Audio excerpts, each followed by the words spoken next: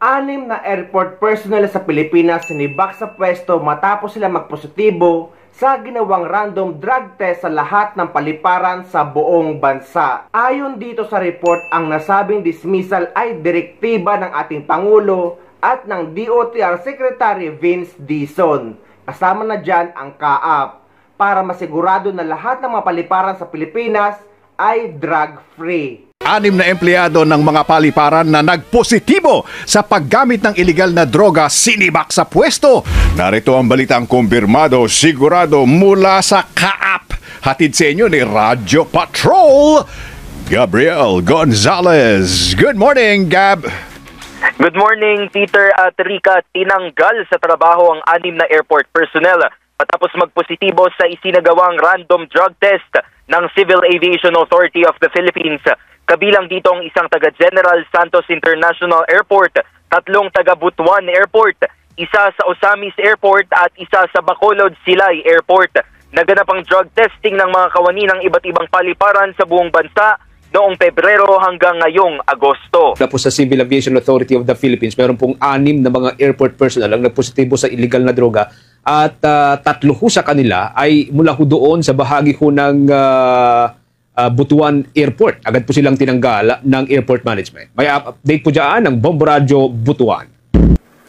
Terminated na sa kanilang trabaho ang 3 empleyado ng Butuan City Airport matapos magpositibo sa isinagawang random drug testing ng Civil Aviation Authority of the Philippines o CAAP. Ayon kay Attorney Jinky Zaragoza, ang acting manager ng Butuan City Airport, ang 3 ay mula sa 6 na mga personnel sa buong bansa na nagpositibo sa drug test na isinagawa noong buwan ng Hulyo. Sa eksklusibong panayam ng Bombo Radio Butuan, inihayag ni Attorney Ang na sa nasabing bilang 2 sa mga ito ay job order personnel habang isa ang outsourced employee. Napag-alamang isinasagawa ng CAAP ang drug testing upang matiyak na drug-free ang lahat ng paliparan sa buong bansa. Maraming airports talaga yung pinuntahan nila. And sadly, part of that, sa Butuan, may nag-positive po tayong 3. These are job order personnel and the other one is outsourced. So 3 sila. So after which, nung nag-positive sila, they were eventually terminated from work.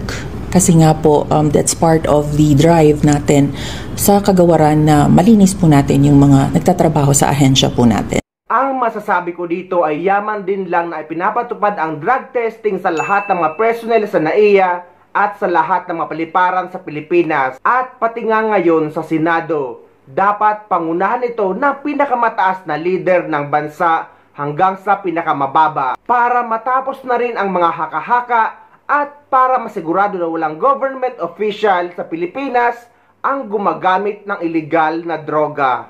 Nagpa-drug test na rin si Senator Raffy Tulfo at kanyang staff sa gitna ng issue ng paggamit umano ng marijuana sa Senado.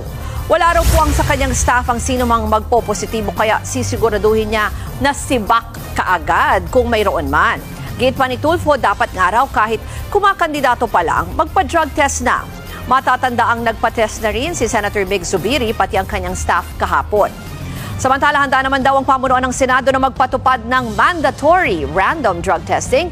Kasunod ito ng sulat ni Senate Minority Leader Tito Soto kay Senate President Cheese Escudero.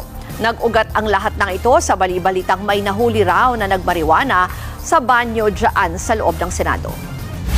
Siba. No ifs, no buts, no exception. Kahit na sino pa yung pag nag-positive, tanggal. Bakit pa suspend sa rehab? Tanggalin na lang. O ngayon, pag nagpa-rehab siya on her or his own, and then magaling na siya, pwede kong tanggapin ulit. Walang suspension, tanggal agad.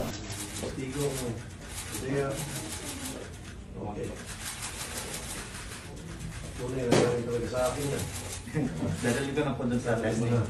Ayun.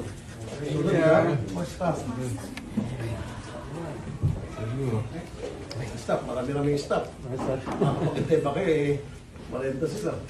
Sunod siguro yung chief of staff. Okay.